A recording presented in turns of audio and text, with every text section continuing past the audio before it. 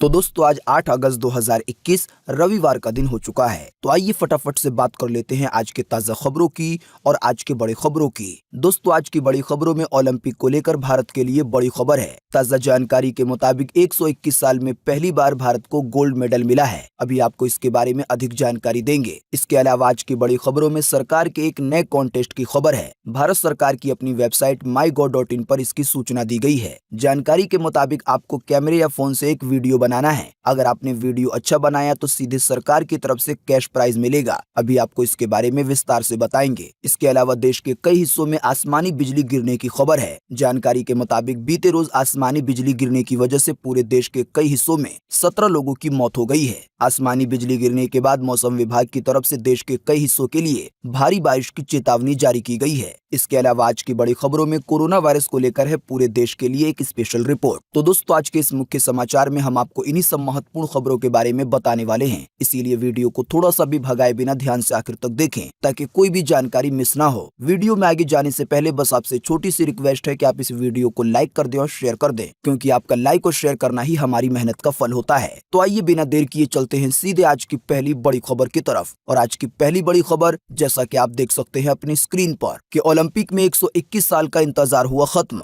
नीरज चोपड़ा ने भारत को एथलेटिक्स में अब तक का पहला गोल्ड मेडल दिलाया। जी हां, भारत का ओलंपिक में एथलेटिक्स का गोल्ड जीतने का 121 साल का इंतजार खत्म हो गया है। जेवलिन थ्रोअर यानी कि भाला फेंकने के मामले में खिलाड़ी नीरज चोपड़ा ने देश को इस खेल में गोल्ड मेडल दिलाया है। उन्होंने बीते शनिवार को हुए फाइनल मुकाबले में 87.58 मीटर के बेस्ट थ्रो के साथ जेवलिन थ्रो इवेंट में पहला स्थान हासिल किया और इसी के साथ 121 साल में पहली बार भारत को ओलंपिक के एथलेटिक्स में गोल्ड मेडल मिला। आप नहीं जानते हैं तो आपको बता दें, भारत ने सन 1900 में हुए दूसरे ओलंपिक गेम में पहली बार हिस्सा लिया था। तब से लेकर आज तक कोई भी भारतीय एथलेटिक्स के किसी भी इवेंट में मेडल नहीं जीत पाया था। दोस्तों जिन लोगों को पता नहीं है उन्हें हम ओलंपिक के खेलों के बारे में कई बार बता चुके हैं। हमने आपको बताया है कि ओलंपिक में दुनिया के कई देश हिस्सा लेते हैं और इसमें हजारों खिलाड़ी खेलने के लिए आते हैं और ओलंपिक में कई तरह के खेल खेले जाते हैं। बहुत सारे देश और बहुत सारे खिलाड़ी होने की वजह से ओलंपिक से कोई भी मेडल लाना अपने देश के लिए एक बड़ी बात होती है। आपको बता दें, नीरज चोपड़ा जो मेडल भारत के लिए लाए हैं भाला फेंकने के मामले में, ये ओलंपिक का सबसे बड़ा मेडल है। असल में ओलंपिक में 3 मेडल दिए जाते हैं। पहला है ब्रॉन्ज, दूसरा है सिल्वर और तीसरा है गोल्ड। आपको बता दें, जो खिलाड़ी अपने भारत के लिए किसी भी तरह का मेडल लेकर आता है तो भारत की सरकार या भारत के लोगों की तरफ से या भारत की संस्थाओं की तरफ से इनामों की बारिश की जाती है। इसी से जुड़ी अगली जानकारी आपकी स्क्रीन पर है। दोस्तों शायद आपको एहसास है या नहीं, लेकिन बीते रोज जो शनिवार का दिन था ये भारत के लिए एक ऐतिहासिक दिन था, क्योंकि बीते रोज पूरी दुनिया में ओलंपिक के खेल को लेकर भारत का डंका बजा है। तो दोस्तों अपने देश और अपने देश के इतने अच्छे खिलाड़ी के नाम पर इस वीडियो को एक लाइक तो करना बनता है। तो दोस्तों ओलंपिक के खिलाड़ियों के इनामों से जुड़ी जानकारी आप देख सकते हैं अपनी स्क्रीन पर अगली खबर में, कि नीरज चोपड़ा, रवि दहिया, बजरंग पूनिया समेत मेडल लाने वाले खिलाड़ियों पर इनामों की बारिश। जी हां, भारत को एथलेटिक में पहला स्वर्ण पदक यानी कि गोल्ड मेडल दिलाने वाले भाला फेंक स्टार एथलीट नीरज चोपड़ा पर उनकी इस उपलब्धि के लिए देश भर में बीते शनिवार से ही पुरस्कारों की बारिश हो रही है। हरियाणा के मुख्यमंत्री मनोहर लाल खट्टर ने राज्य के खिलाड़ी चोपड़ा के लिए 6 करोड़ रुपए के इनाम की घोषणा की है। आप नहीं जानते हैं तो आपको बता दें, नीरज चोपड़ा हरियाणा के रहने वाले हैं। वहीं आपको बता दें, पंजाब के मुख्यमंत्री भी नीरज चोपड़ा को इनाम के रूप में 2 करोड़ रुपए की राशि देंगे। इसके अलावा भारतीय क्रिकेट बोर्ड की तरफ से और इंडियन प्रीमियर लीग फ्रेंचाइजी की तरफ से भी 1-1 करोड़ रुपए दिए जाएंगे, यानी कि टोटल 10 करोड़ रुपए हो गए हैं इनाम की राशि में। साथ ही में आपको बता दें, हरियाणा की सरकार ने कहा है कि 6 करोड़ रुपए के अलावा नीरज चोपड़ा को एक क्लास 1 की सरकारी नौकरी दी जाएगी और काफी सस्ती दरों पर इनाम के रूप में ही प्लॉट दिया जाएगा, जहां पर नीरज चोपड़ा चाहेंगे। साथ ही में आपको बता दें, टोक्यो ओलंपिक में हरियाणा के पहलवान रवि दहिया ने सिल्वर मेडल जीता है। वहीं पहलवान बजरंग पूनिया ने कांस्य पदक यानी कि ब्रॉन्ज मेडल जीता है। बात करेंगे आज के अगले बड़े खबर की, तो भारत सरकार की अपनी वेबसाइट पर आया एक और नया कॉन्टेस्ट। हिस्सा लेने वालों को सीधे सरकार की तरफ से मिलेगा प्राइज मनी। जी हां, भारत सरकार की अपनी वेबसाइट mygov.in पर एक कॉन्टेस्ट आया है जिसका नाम है खुशियों का आशियाना शॉर्ट फिल्म कॉन्टेस्ट 2021। दोस्तों इस कॉन्टेस्ट में भारत सरकार की स्कीम प्रधानमंत्री आवास योजना को लेकर जानकारी दी गई है। जो भी लोग इस कॉन्टेस्ट में हिस्सा लेंगे उन्हें प्रधानमंत्री आवास योजना पर एक वीडियो बनाना है। अब चाहे आप वीडियो कंप्यूटर से बनाएं, फोन से बनाएं या अपने कैमरे से बनाएं, जिसका भी वीडियो पसंद किया जाएगा उसे सीधे सरकार की तरफ से प्राइज मनी मिलेगा। प्राइज मनी के साथ सरकार की तरफ से कुछ रिवॉर्ड और एक सर्टिफिकेट भी जारी किया जाएगा। आपको बता दें, इस कॉन्टेस्ट में देश का कोई भी नागरिक हिस्सा ले सकता है। हिस्सा लेने की अंतिम तारीख 15 सितंबर 2021 है। अभी हम आपको थोड़ी देर में बताएंगे कि इस कॉन्टेस्ट में हिस्सा लेने के लिए आपको भारत सरकार की कौन सी वेबसाइट के कौन से पेज पर जाना है और कौन से लिंक का इस्तेमाल करना है। लेकिन इससे पहले आइए जानते हैं कुछ और महत्वपूर्ण खबरें। दोस्तों, अगली खबर के बारे में बताने से पहले आपके लिए एक बड़ा सर्वे और एक बड़ा सवाल। अगर आप इसमें हिस्सा लेंगे और इस सवाल का जवाब देंगे तो इससे बहुत कुछ पता चलेगा। दोस्तों, जैसा कि अभी हमने आपको बताया, ओलंपिक को लेकर भारत को गोल्ड मेडल मिला, तो इसी से जुड़ा एक माइंड क्वेश्चन आपके लिए है। आपको इसी वीडियो के नीचे कमेंट बॉक्स में कमेंट करके बताना है कि ओलंपिक में क्रिकेट मैच होते हैं या नहीं होते हैं। फटाफट से आप अपना जवाब इसी वीडियो के नीचे कमेंट बॉक्स में लिख डालिए। बात करेंगे आज के अगले बड़े खबर की, तो लाल किले के बाहर खड़ी की गई ऊंची दीवार, ऐसा करने को लेकर सुरक्षा का दिया गया है हवाला। जी हां, दिल्ली पुलिस ने लाल किले के बाहर विशाल अस्थायी दीवार खड़ी की है। स्वतंत्रता दिवस से पहले सुरक्षा कारणों के चलते लाल किले के मेन गेट पर कंटेनरों से दीवार खड़ी कर दी गई है। अधिकारियों ने बीते शनिवार को इस बात की जानकारी दी। पुलिस डिपार्टमेंट के एक वरिष्ठ अधिकारी ने बताया है कि कंटेनरों को इस तरह से रखा गया है कि कोई भी व्यक्ति मुगल काल के इस परिसर को यानी कि लाल किले के अंदर नहीं देख सकेगा। जैसा कि हम जानते हैं, भारत के प्रधानमंत्री आने वाले 15 अगस्त यानी कि स्वतंत्रता दिवस पर पूरे देश को संबोधित करेंगे। जानकारी के मुताबिक चांदनी चौक इलाके से कोई भी व्यक्ति लाल किले के अंदर नहीं देख सकता। ये दीवार इस तरह से बनाई गई है। अधिकारियों का कहना है कि ऐसा पहली बार हुआ है जब पुलिस ने इस तरह की ऊंची दीवार खड़ी की है। कंटेनरों से जो दीवार बनाई गई है तो उस पर चित्रकारी भी की गई है ताकि वो देखने में अच्छा लगे। दोस्तों, आपको बता दें, अभी हाल ही में खबर आई थी कि आने वाले 15 अगस्त को किसान एक बड़ा प्रदर्शन कर सकते हैं। हम ये जानते हैं, जब पिछली बार किसानों की तरफ से 26 जनवरी के मौके पर ट्रैक्टर रैली निकाली गई थी तो कितना बड़ा हंगामा हुआ था।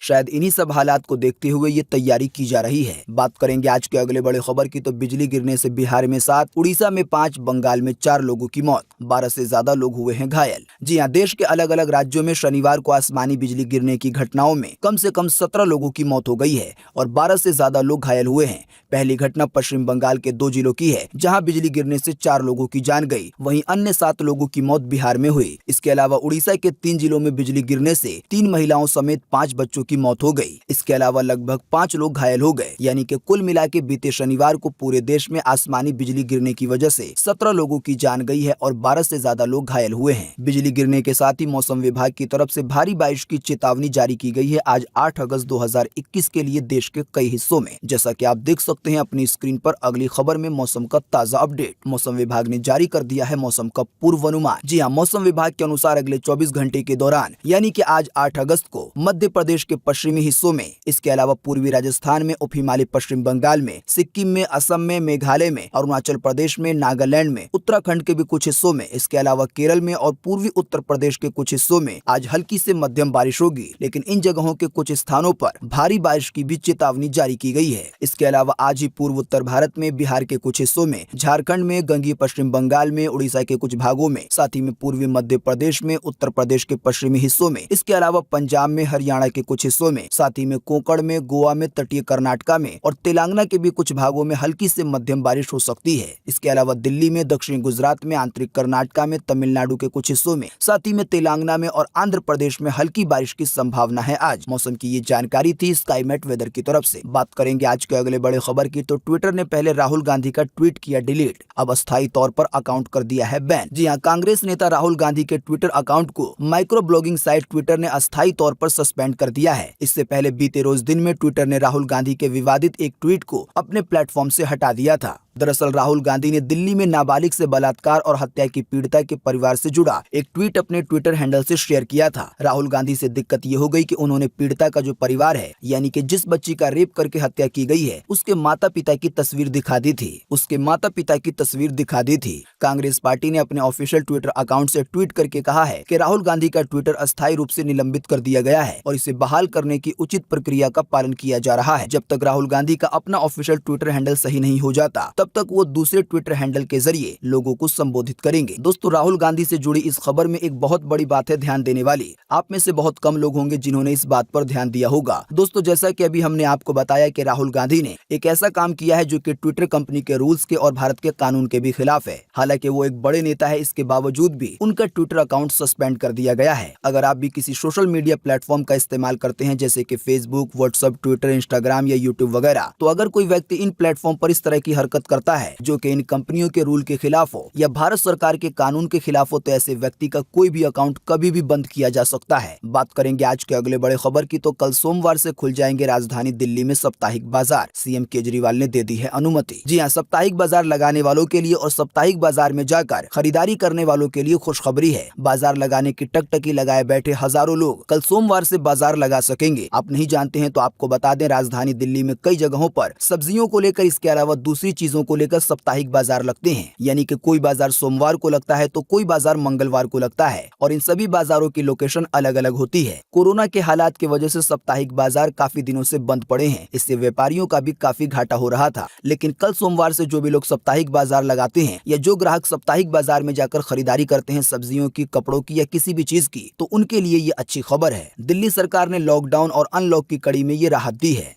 बात करेंगे आज के अगले बड़े खबर की, तो बीते रोज एक बार फिर से मिले 39,000 से ज्यादा नए केस कोरोना वायरस के। 490 से ज्यादा लोगों ने फिर गंवाई है अपनी जान। जी हां, बीते रोज एक बार फिर से 39,000 से ज्यादा नए मरीज मिले हैं कोरोना वायरस के। इन नए मरीजों के मिलने के बाद अब हमारे भारत में कोरोना वायरस के टोटल मरीजों की संख्या 3,19,33,553 हो गई है। साथ ही मैं आपको बता दें, इन टोटल मरीजों में से अभी तक 4,27,892 लोगों की जान जा चुकी है। बीते रोज भी लगभग 24 घंटे में कोरोना वायरस की वजह से हमारे भारत में 491 लोगों की जान गई है। लेकिन अच्छी बात ये रही कि बीते रोज लगभग 24 घंटे में 43,000 से ज्यादा लोग ठीक भी हुए हैं। ठीक होने वाले टोटल लोगों की संख्या अब 3,10,92,087 हो गई है। यानी कि इतने सारे लोग टोटल मरीजों में से ठीक हो चुके हैं। इसके अलावा अब जो लोग बचे हैं, जिन लोगों का अभी भी इलाज चल रहा है, तो उनकी संख्या अब हमारे भारत में 4,09,45 हो गई है। यानी कि पूरे भारत में अभी भी कोरोना वायरस के इतने मरीज हैं। दोस्तों आपको बता दें, अभी सबसे ज्यादा कोरोना के मामले केरल में देखे जा रहे हैं। बीते रोज लगभग 24 घंटे में केरल में 20,000 से ज्यादा नए मरीज मिले हैं, जबकि महाराष्ट्र में 6,000 से ज्यादा नए मरीज मिले हैं। वहीं कर्नाटका में 1,600 से ज्यादा, तो तमिलनाडु में 1,900 से ज्यादा, वहीं आंध्र प्रदेश में भी 1,900 से ज्यादा नए मरीज मिले हैं। बात हो अगर उत्तर प्रदेश की, तो केवल 27 नए मरीज मिले हैं। इसके अलावा बात हो अगर राजधानी दिल्ली की, तो राजधानी दिल्ली में बीते रोज 70 से ज्यादा नए मरीज मिले हैं कोरोना वायरस के। वहीं पश्चिम बंगाल में 700 से ज्यादा नए मरीज मिले हैं। छत्तीसगढ़ में लगभग 120, तो उड़ीसा में 1,096, राजस्थान में 19, गुजरात में 19, मध्य प्रदेश में केवल 13, हरियाणा में 18,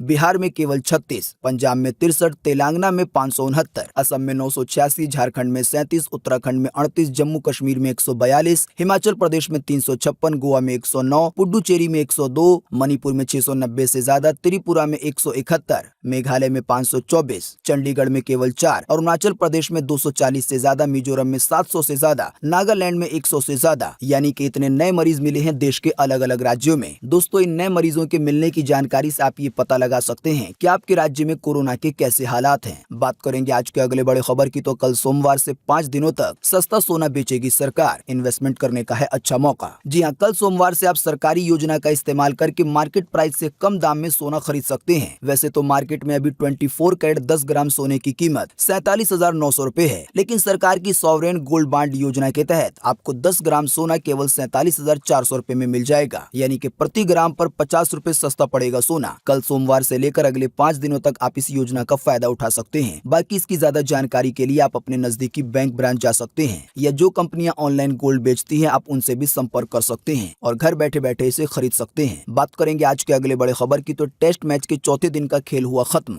भारत को इंग्लैंड से पहला टेस्ट मैच जीतने के लिए 170 रन की है दरकार। जी हाँ, भारत और इंग्लैंड के बीच नॉटिंघम में खेले जा रहे पहले टेस्ट मैच के चौथे दिन का खेल खत्म हो चुका है। बीते रोज यानी कि चौथे दिन का खेल खत्म होने तक भारत ने दूसरी पारी में 14 ओवर में 1 विकेट के नुकसान पर 52 रन बना लिए हैं। अब भारत को इस मैच को जीतने के लिए 157 रन की दरकार है और भारत के पास 9 विकेट बचे हुए हैं। आप नहीं जानते हैं तो आपको बता दें, अभी भारत और इंग्लैंड के बीच 5 मैचों की एक टेस्ट सीरीज चल रही है और इस सीरीज का ये पहला मैच है। स्पोर्ट्स से जुड़े चैनल पर आप इस मैच का लाइव प्रसारण देख पाएंगे। बात करेंगे आज के अगले बड़े खबर की, तो भारतीय सेना में अधिकारी बनने का है शानदार मौका। आप ऐसे कर सकते हैं अप्लाई, ये है अंतिम तारीख। जी हाँ, भारतीय सेना यानी कि इंडियन आर्मी में अधिकारी बनने का सुनहरा मौका है। इंडियन आर्मी की तरफ से कुछ पदों पर भर्ती निकाली गई है। इस भर्ती में आवेदन करने की अंतिम तारीख 19 अगस्त 2021 है। अगर आप इस वाली वैकेंसी की योग्यता को पूरा करते हैं तो आप इसमें आवेदन कर सकते हैं। हम आपको इसी वीडियो के नीचे डिस्क्रिप्शन में एक लिंक देंगे जिस पर आप क्लिक करके इस वैकेंसी के बारे में अधिक जानकारी प्राप्त कर पाएंगे। यानी कि आप जान पाएंगे कैसे अप्लाई करना है, कहां से अप्लाई करना है। दोस्तों साथ ही में हम आपको एक और लिंक देंगे जिस पर आप क्लिक करके भारत सरकार का जो कॉन्टेस्ट है प्रधानमंत्री आवास योजना को लेकर, जिसके लिए लोगों को वीडियो बनाना है तो हम जो आपको एक और लिंक देंगे, आप उसके जरिए इस वाले कॉन्टेस्ट की ज्यादा जानकारी प्राप्त कर पाएंगे। बाकी अगर बात करेंगे पेट्रोल डीजल के ताजा भाव की, तो आपको बता दें लगातार 21 दिन से पेट्रोल डीजल के दाम जस के तस हैं, यानी कि ना तो कोई बढ़ोतरी हुई है ना ही कोई कटौती। फिलहाल आपको 1 लीटर पेट्रोल राजधानी दिल्ली में 101 रुपए 84 पैसे का, तो 1 लीटर डीजल 89 रुपए 87 पैसे का पड़ेगा। बाकी मुंबई, कोलकाता, चेन्नई के दाम आपकी स्क्रीन पर है, आप वीडियो को रोककर देख सकते हैं। तो दोस्तों आज 8 अगस्त 2021 की यही ताजा खबरें थी और महत्वपूर्ण खबरें थी। उम्मीद करते हैं इससे आपको काफी कुछ जानकारी मिली होगी। हम बस इसके बदले में आपसे इतना ही चाहते हैं कि आप इस वीडियो को लाइक कर दें और शेयर कर दें, क्योंकि आपका लाइक और शेयर करना ही हमारी मेहनत का फल होता है।